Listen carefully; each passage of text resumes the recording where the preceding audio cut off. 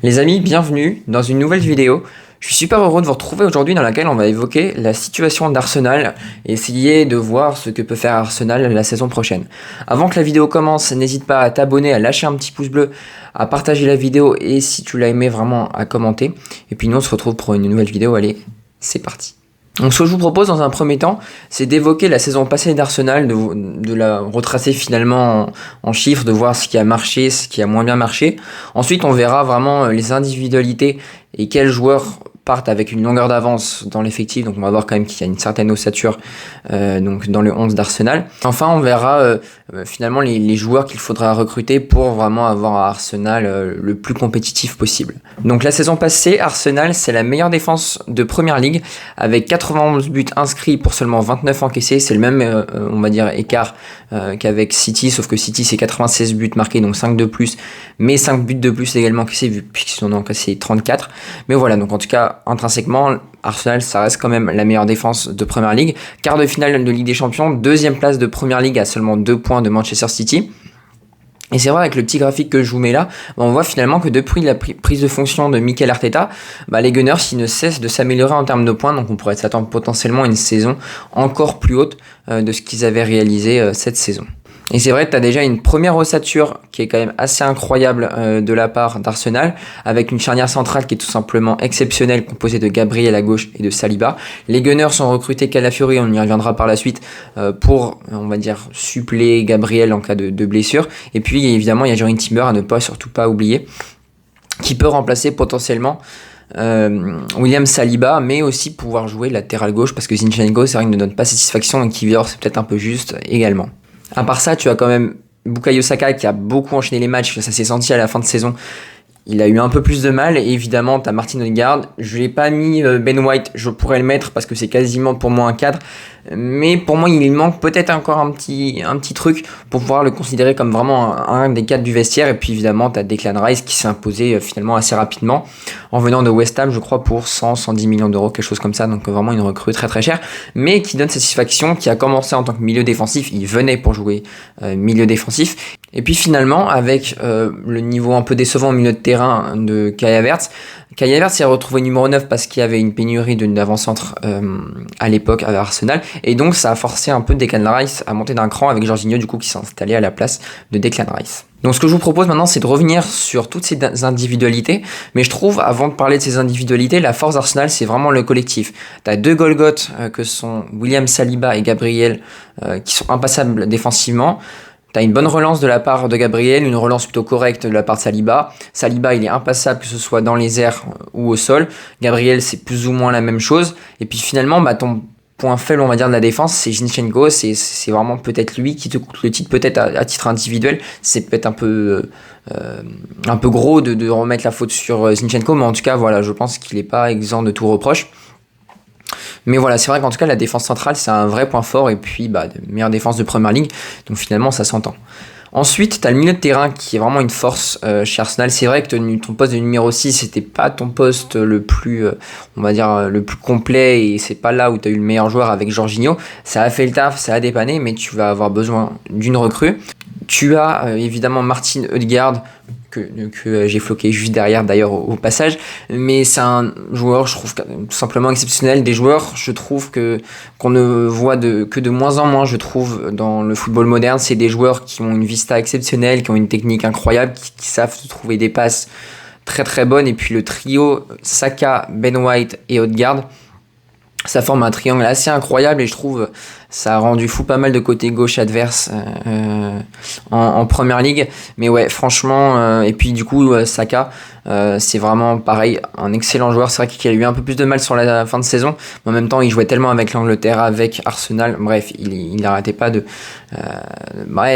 jouer quoi, tout simplement, ce qui fait que physiquement au bout d'un temps c'était assez compliqué. Mais en tout cas, c'est vrai que ce trio, il fonctionnait très très bien avec Saka qui est pas du tout stéréotypé. Souvent quand même il rentre côté intérieur avec son pied gauche, mais il y déborde également pas mal. Donc c'est vrai que c'est un joueur finalement qui est pas trop stéréotypé.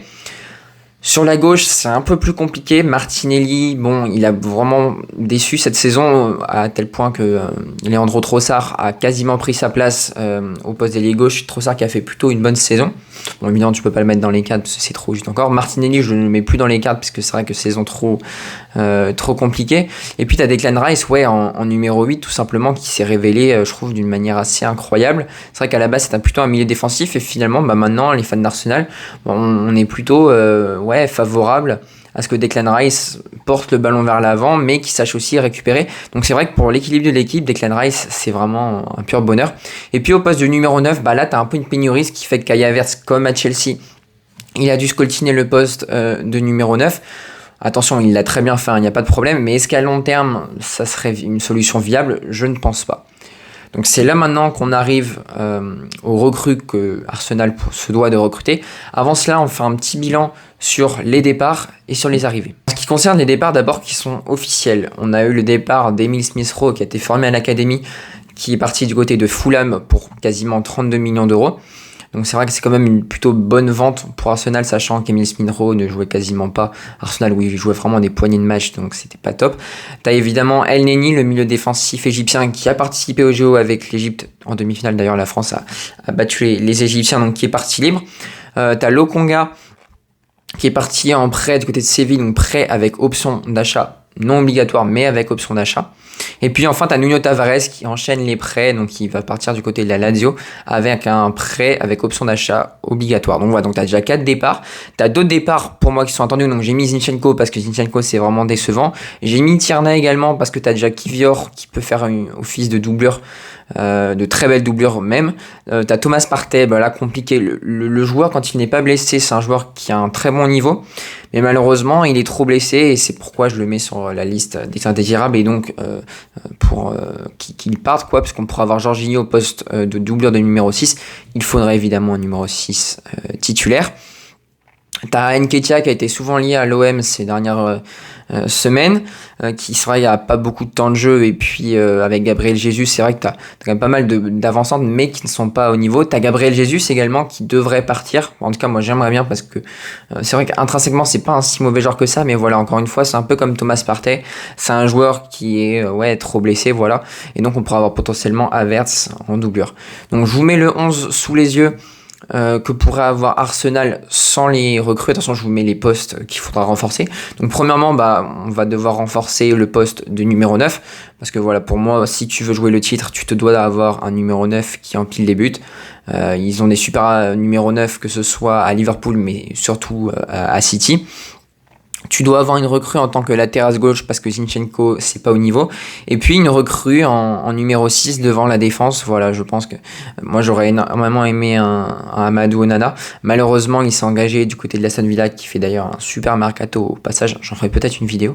Et voilà, et donc du coup en ce qui concerne la recrue finalement que tu t'es procuré, c'est Riccardo Calafiori qui jouait à Bologne sous les ordres de Thiago Motta, qui arrive donc en backup de Gabriel. Et pour moi, je trouve que franchement, là, tu as une défense centrale composée de 4 joueurs, mais 4 joueurs d'une qualité exceptionnelle. Tu as Calafiori qui est très bon à la relance et défensivement qui se fait pas passer.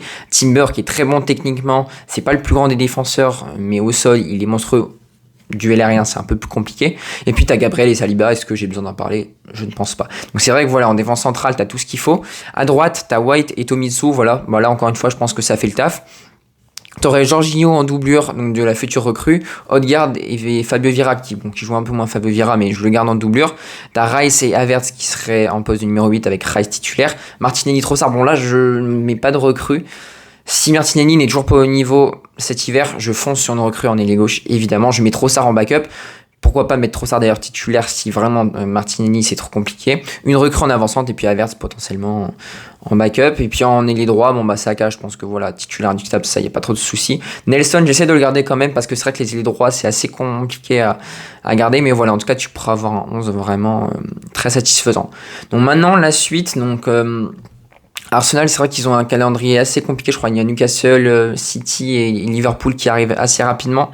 Mais je pense que si ces 3-4 recrues arrivent assez rapidement, je pense que Arsenal peut vraiment aller viser haut. Et c'est vrai que c'est un mercato finalement cet été, peu importe tout championnat confondu, qui tarde un peu à se lancer. Donc j'espère que ça va se débrider un peu et que ça va s'accélérer dans ces prochains jours, parce que c'est vrai qu'à l'heure où je m'enregistre, on est le 8 août, et c'est vrai que t'as pas trop d'arrivées, le mercato est assez calme. Donc voilà mon petit avis sur la situation d'Arsenal. J'espère qu'ils iront gagner le titre, c'est une équipe que j'aime beaucoup, donc c'est pour ça que j'en fais des vidéos, tu me diras.